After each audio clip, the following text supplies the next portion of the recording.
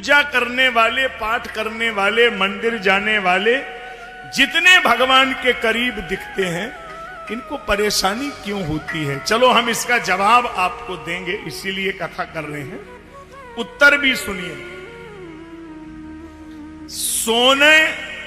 सोना अगर चाहता है कि हमको सुनार के लॉकर में रहना है, तो वो बड़े आराम से, बड़े प्यार से रह सकता है। और अगर सोना चाहे कि कान की बाली बनना है, गले का हार बनना है, चूड़ी बनना है, अंगूठी बनना है, तो लॉकर के बाहर आना पड़ेगा। पहले उसको गरम गरम आग में जलना पड़ेगा, फिर हथौड़ी से पिटना पड़ेगा, फिर छेदना पड़ेगा।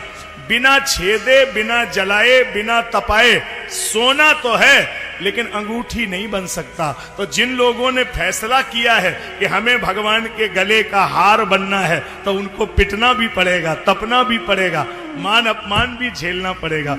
इतने जल्दी आप भगवान के करीब नहीं पहुंच सकते ना, इसीलिए भक्तों को कष्ट मिलते हैं। एक राजा ने 2 प्रश्न किए, कहां रहता है भगवान और क्या करता है भगवान? उत्तर देने वाले बड़े परेशान। कहां रहता है भगवान और क्या करता है भगवान?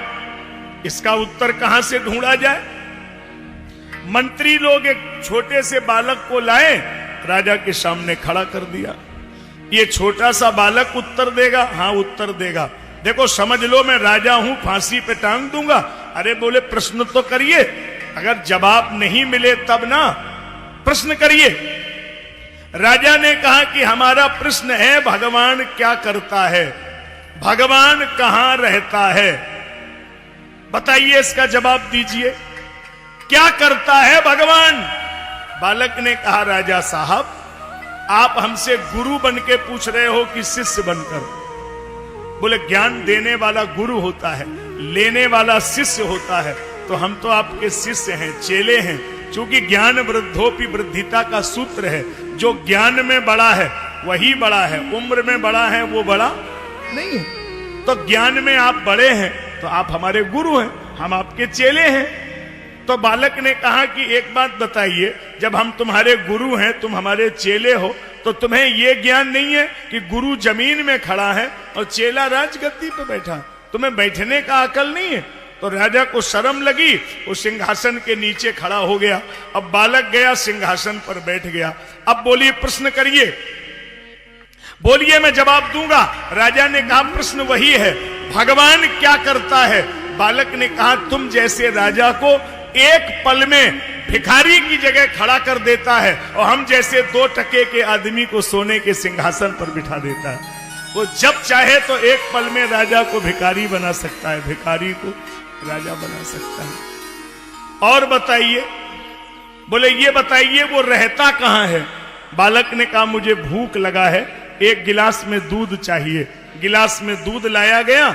अब बालक ने गिलास के दूध में उंगली डाल के ऐसे देख रहा है। क्या देख रहे हो? मैंने सुना है कि दूध में घी होता है, तो मैं ये देख रहा हूं कि घी कहां है। बड़े पागल आदमी हो, दूध के बूंद बूंद में घी है, तो बोले दिखाई क्यों नहीं दे रहा? बोले ऐसे थोड़ा ही दिखेगा, दूध को गर्म करिए, जमाइए, मथानी से मथिए, घी प्रकट हो जाएगा। बालक ने कहा मूर्ख राजा, जैसे दूध के बूंद बूंद में घी है लेकिन बिना मथानी के प्रकट नहीं होगा, इसी तरह से अणुअण में, कण कण में भगवान व्याप्त है, लेकिन उसको प्रकट करने के लिए यम करो, नियम करो, आसन करो, प्राणायाम करो, प्रत्याहार करो, ध्यान करो, धारणा करो, समाधि करो, जप करो, तप करो, अर्चन करो, वंदन करो, अभ्यर्थन करो, पूजन करो, समर्पण करो, मिल जाएगा। ईश्वरा सर्वभूतानां हृदयसे अर्जुन तिष्ठति ममैवान से जीवलोके जीव भूता सनातना। वो यहां तक है कि वहां तक है, नजर जिसकी जहां तक है, असर उसका वहां तक है। तुम्हारी नजर में मोतिया बिंद हो जाए तो आप उसकी उपलब्धि पे प्रश्न चिन्ह लगा सकते हैं।